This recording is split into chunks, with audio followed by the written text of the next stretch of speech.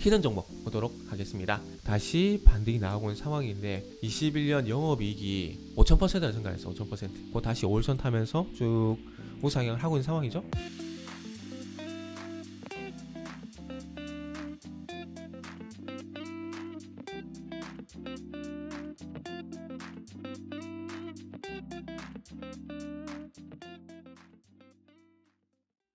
자, 반갑습니다. 알파프로 가족 여러분, 정태근 전문가입니다. 3월 7일 방송 시작하도록 하겠습니다. 자, 오늘 첫 번째 방송 종목은 HMM입니다. 그리고 방송 말미에는 히든 종목이 공개가 됩니다. 방송 끝까지 시청을 부탁드리고요. 방송 보시고 난 이후에는 좋아요, 구독 부탁드리도록 하겠습니다. 자, 그럼 시작 한번 해보도록 하겠습니다. 오늘도 지금 시장 1.7%가량 현재 하락이 나오고 있는 상황입니다. 상당히 큰 폭의 일단 하락이라 좀 봐야 될 것 같은데, 최근에 그 시장의 이슈가 계속 우크라이나죠. 우크라이나를 빼놓고는 지금 얘기를 못 할 것 같아요. 지금 시장도 이 두 나라의 영향 때문에 시장도 별로 좋지가 않고요. 그리고 최근에 업종도 그렇고 종목도 그렇고 테마라든지 이런 것들이 계속 우크라이나 사태와 연관된 종목들하고 섹터만 가는 상황입니다. 그동안 뭐 많이 다뤘었지만은 가스, 도시가스 관련주가 그런 맥락인 거고, 한국서해 같은 유가도 그런 맥락인 거고, 거기다가 사료 관련주도 같은 맥락이고, 그리고 이제 뭐 최근에 철광석, 알루미늄, 지금 한 5가지 정도 뭐 예를 들었지만, 잘 아시다시피 최근에 우크라이나 관련된 테마들이 상당히 최근에 원자력하고 그 다음에 요드 관련된 테마도 있었죠. 그래서 여러 가지 많은 테마 형성이 되고 있는데, 일단은 해운도 같은 맥락이라고 좀 봐야 될 것 같아요. 물론 HMM이 실적이 잘 나온 건 맞습니다. 요 구간 같은 경우에는 실적 때문에 상승이 나온 겁니다. 근데 최근에 요 구간 같은 경우에는 러시아 노선 운항 중단이라는 이슈가 나오게 되면서 일단 상승이 나오고 있는 상황입니다. 특징주 뉴스 한번 참고해 보게 되면, 지금 HMM 뿐만 아니라 지금 덴마크라든지 프랑스라든지 뭐 EU 쪽에 연관된 해운사들 전반적으로 러시아 노선 운항 중단을 하고 있는 상황이거든요. 그렇기 때문에 지금 이거를 우리나라만 안 할 수는 없어요. 왜냐하면은 이게 참 국제관계라는 게, 국제관계에 떠나서 이런 게 있을 거예요. 사회생활이라든지 친구 사이에 보면은 이렇게 중간에 껴가지고 이러지도 못하는, 이러지도 저러지 못하는 이런 그 똑같습니다. 지금 러시아 제재를 해야 되는 상황 속에서 뭐 러시아와 왜 어떤 우리 관계도 있는 거고, 그리고 EU라든지 미국 같은 서방 같은 관계 있는 거고, 그러니까 여기 껴가지고 샌드위치 신세가 된 거예요. 러시아를 제재를 하고 있는 상황이다 보니까 그 러시아에서 이제 나가는 물량들, 해상 물동량, 이거 물동이 실어 나는 거에 대한 어떤 운임이란지 이런 부분들을 안 한다고 동참하고 있는 상황이기 때문에 표면상 우리도 안 한다고 해야 할 수밖에 없는 상황입니다. 그러다 보니까 이 물동량, 러시아에서 나가는 것들, 그리고 러시아로 들어가야 되는 물량들, 이게 분명히 있을 거 아니에요. 있을 건데 노선을 중단해 버리게 되면은 못 실어 나르다 보니까 이게 수출업체들이란지 수입업체는 난리가 난 거죠. 그럼 웃돈을 주더라도 배를 구할 수밖에 없는 상황이죠. 그러다 보니까 해상 운임이 올라갈 것이다. 그러니까 러시아발 해상 운임이 올라갈 것이다. 이게 돈이 될 것이다. 그것 때문에 이렇게 상승이 나오는 거예요. 근데 중요한 건 아직까지 기대감이라는 거죠. 왜? 보통 그 컨테이너 운임지수 얘기할 때는 SCFI를 얘기를 많이 합니다. 근데 지금 보시면 아시겠지만 SCFI도 꾸준히 계속 우상향이 아니라 최근에 오히려 꺾이고 있거든요. 꺾이고 있기 때문에 이게 돌아서 줄 것이다. 이런 기대감.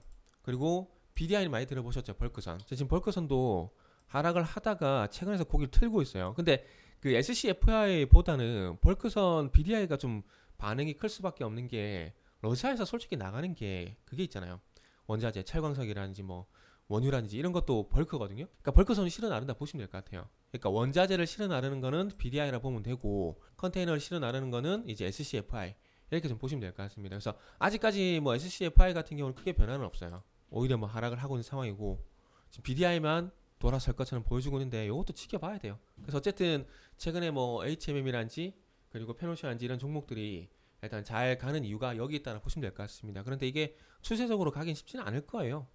제가 볼 때는 많이 가봐야 4만원이라 생각을 하고 있습니다. 다음에 또 얘기 드릴 기회가 있을지 모르겠지만 결국 실적이거든요. 실적. 그러니까 전년 동기 대비 실적. 결국 힌트를 드리면 이겁니다. 그래서 어쨌든 뭐 HMM은 4만원 정도까지가 아마 한계이지 않을까 라는 말씀 드리고 싶네요. 자, 그러면서 히든 종목 보도록 하겠습니다.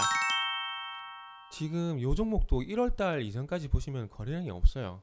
10월달, 11월달, 12월달 걷고 1월달 와서도 지금 보시면 아시겠지만 1월 말경에 대량 거래가 터졌고 반등이 나왔고, 그리고 난 다음에 조정을 거치고 다시 반등이 나오고 있는 상황인데, 이것도 러시아하고 우크라이나 관련주라 보시면 될 것 같아요. 철광석 가격도 지금 계속 올라가고 있죠. 최근 일주일 동안, 지난주만 보더라도 철광석 가격이 벌써 11.7%나 올라갔습니다. 철광석 가격이 올라가게 되면은 당연히 그와 관련돼서 철강 제품 가격이 올라갈 수밖에 없어요. 작년에 지금 철강 업체들 가격 인상을 4번 이상 했거든요. 4번 이상 하다 보니까 지금 말씀드리는 이 히든 종목도 작년 연간 영업이익이, 연간입니다, 2021년 영업이익이 5,000%를 증가했어. 5,000%.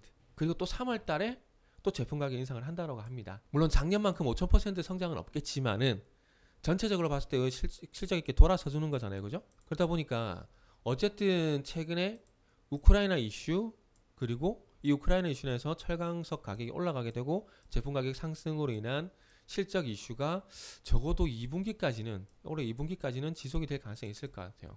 그렇기 때문에 중소형 철강사는 봐야 될 겁니다.